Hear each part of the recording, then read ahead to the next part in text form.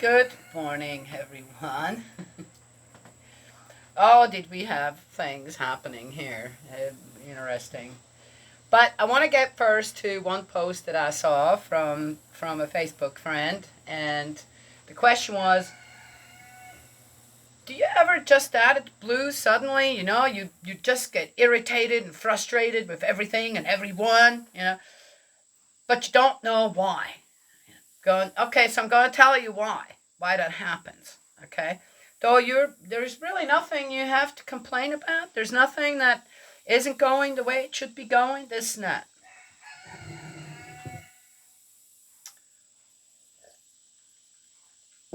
The reason is that they're not your feelings. You have a spirit with you. That's the easiest way to say it, straight out. You have a spirit with you that's either trying to get your attention or needs something, this or that, or just is frustrated and irritated, okay, over whatever, it could be a number of things. And I've told the story before, which is my best example in many ways, is that when I was cutting wood, with an axe, I was out there, in the winter time and making smaller wood, this and that, out of bigger stuff, and suddenly I had this, why am I doing this? What? This is not a woman's work, there should be a guy around here doing this. I got enough to, and that went on for about a minute or something, and I'm going, wait a second, I don't feel this way. I know I don't feel this way. But how do I know I don't feel this way? Well, because I've done this long enough, and I've seen all the actually really cool things about cutting wood, and how, I cut wood, and it isn't just, oh, I'm making firewood right now. I look at the wood, and I'm going, oh, this is really interesting. That looks like, should I save this one little piece to make something out of it? That's how, right? And so I know my willingness to do it is there. And my excitement in a way is there too. Besides, many times in the past, when all we had was just wood heat, well, that's all we've ever had is wood heat here, wood and coal, I would go out at 5 o'clock in the morning in my robe, pajama, my robe, and take that axe, and in the garage, and I'd make kindling, right? By the time it'd be done, I'm going, I don't need a fire anymore. I'm plenty hot right now, right? And I'm going, oh, that's interesting. But so when I get back in and start making the fire, and so it's at least somewhat warm when the kids get up to go to school, this, that, right? It was nice to make the fire. I wasn't sitting there, right? Okay? So I know the amazing way of what cutting wood is and the satisfaction it gives oneself to provide for your own heat, this and that. So this intrusion into my thoughts, it definitely didn't come from my heart. I recognize him going, all right, I know you're here. Right? What do you want? This and that. And just spirit kind of jumped back and, whoa, okay, what? Whoa, well, that didn't work somehow. Do spirits get a satisfaction? It just depends. How did these spirits go to spirit world? With what kind of baggage?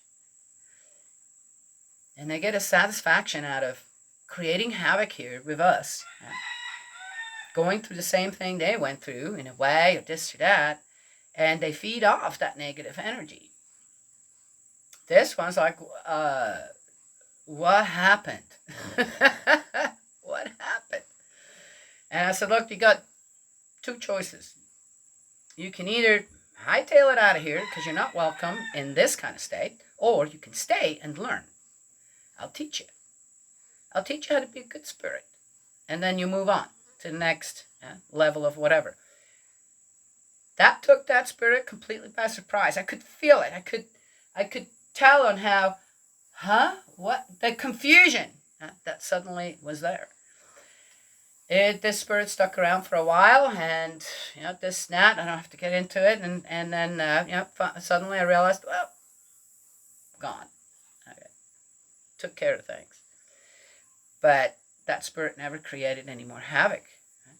Because he knew there were two choices, and he knew that, what's she going to do if I mess with her again? Right? And it seemed almost as if the spirit recognized the willingness of me working with it. Okay.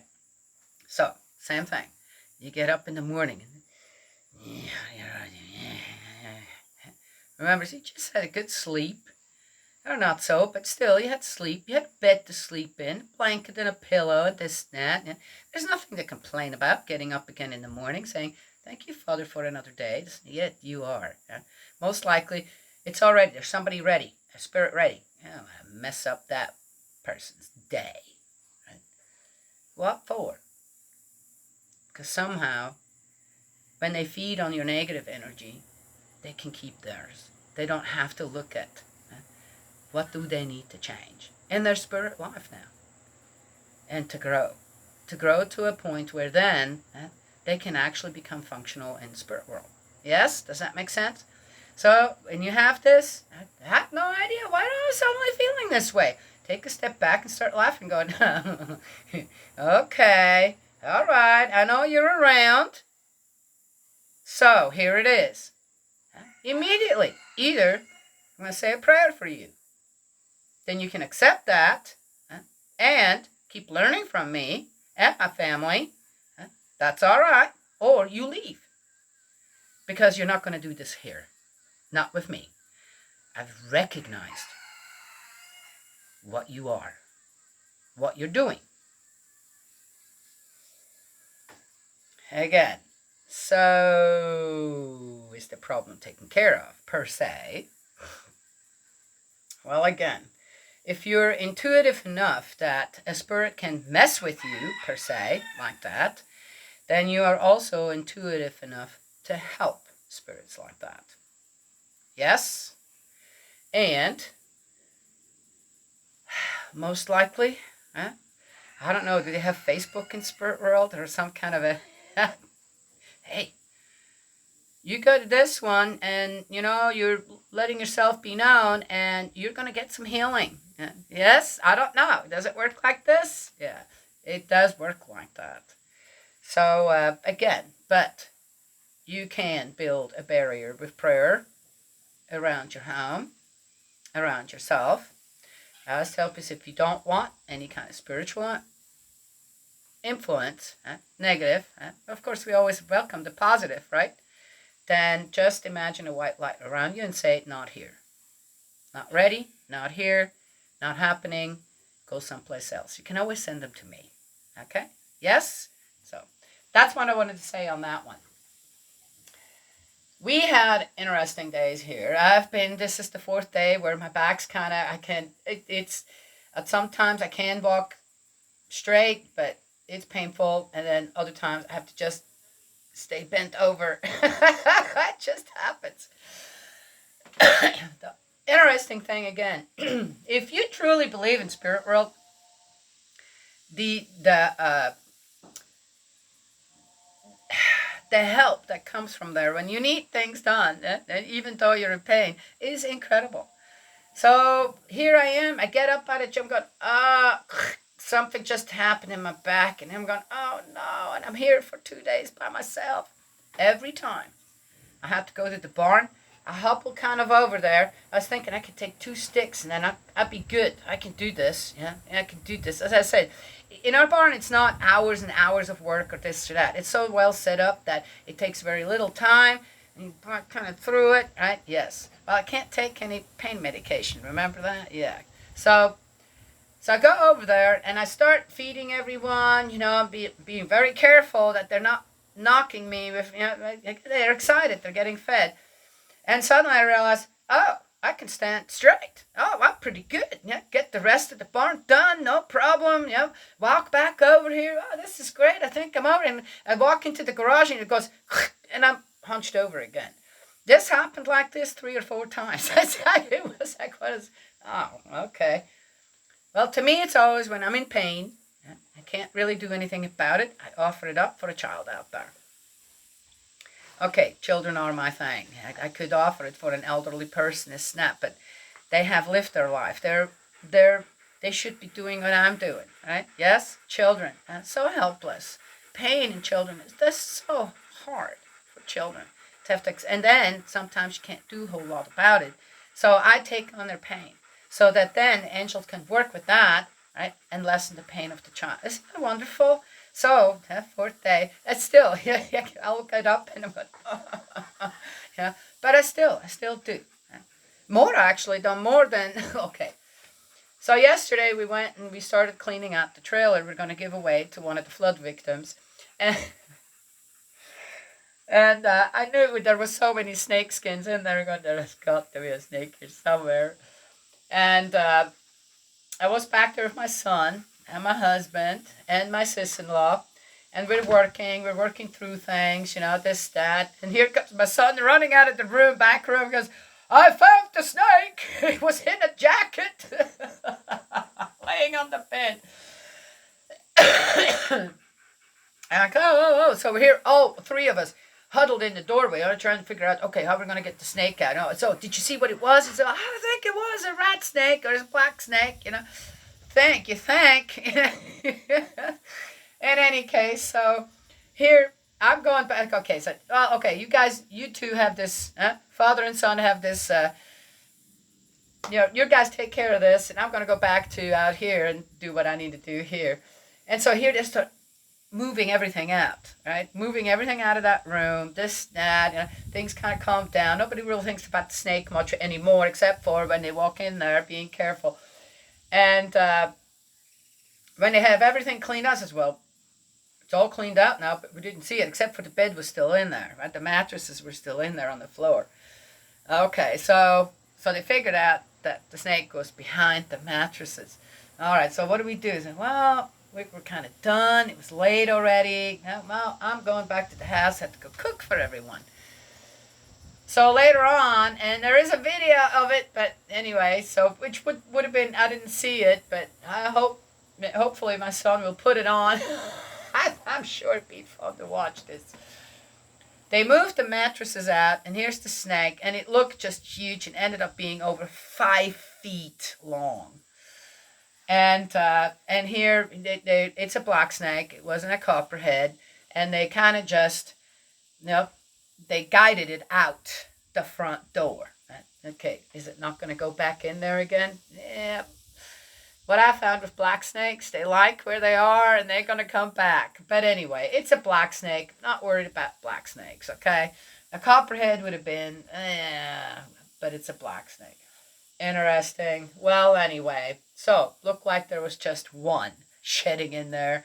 We found all kinds of mice activity, so the snake might have just survived in there if it was trapped, right? Well, okay, so no more mice. But anyway, so there was that. Then this morning, where's Maverick? Our youngest horse. Biggest horse. Where's Maverick? Don't tell me he went down to the neighbors again. So I drove down there, and sure enough, there he is, looking at me, So for me to get out and try to chase that horse down, it was very difficult. Besides that, then there were the dogs down there that just won't let you do anything. Anyway, so I drive back, I see him, and here he goes, starts going up the road, right? And I'm going, yeah, which he did not come. They have another way to get down to, or where he goes. Okay, and he turns into a driveway. I'm going, oh, no, I can't park the car here anywhere because of the dogs. Just drive back home. My husband's still here. I said, hey, would you go? And he says, yep, let's go. We go down, and halfway down here, he comes up the road. Also, he knows where to go. He has a roundabout, which is fine, except for it's on the road. Okay, well, the culvert's out on the other side, so there's not much traffic, if any. Okay. There's none. We're on top of the hill. People can't go that way. Right? So, great. But here he comes. So we go and turn around. And my husband leads him on, back to the barn. Dear me. When everything quiets down again with things like this, you're just going, okay, right? Yes. That's how an irritating and frustrating day can be, right? Just taking care of things. If you have no idea on why that is happening, most likely it's because you're in tune with spirit world, and spirit world is in tune kind of with you. Is it positive or negative? It happens, right? So what do? Well, here's the hullabaloo, and you want to get all and just take a step back and say, all right, got to deal with this. But how much of it is actually coming from myself? I can't help nature getting into that trailer, right? I can't help Maverick. Horses have the IQ of a 3-year-old, if you want to compare it to, which is pretty good for an animal, really, when it comes down to it. So, he just follows all right, well, I think I'll just wander on and do my own thing. Right? Everybody else was here. So you deal with it. Deal with that and you're going, okay. But when everything calms down, you realize, okay, everything's fine. Everything's fine. It's all good. Yes? Like, I'm hunched over again, but that's mostly, I don't really have anything to do right now, so this part's going someplace else. Spirit work. Spirit work, right? Then, when in the physical, I need to do something, I don't have no choice, suddenly, I'm better. Oh, good. It's a beautiful give and take, regardless. And that's just something where having a physical body and a spirit body and recognizing that and working together with that, right? The one world and this world, that world, and this world. Right? We also will realize then on how certain other things that are very grievous to us, painful for us, knowing that work goes on in the afterlife, for the afterlife, with the afterlife. Things just fall better into place. That's what I found. And now I'm getting a nice breeze saying, yes, this is good. Now you need to finish this up. Yep. Okay. Well, that's what I wanted to share today. That's love and blessings always. Now we'll talk to y'all another time.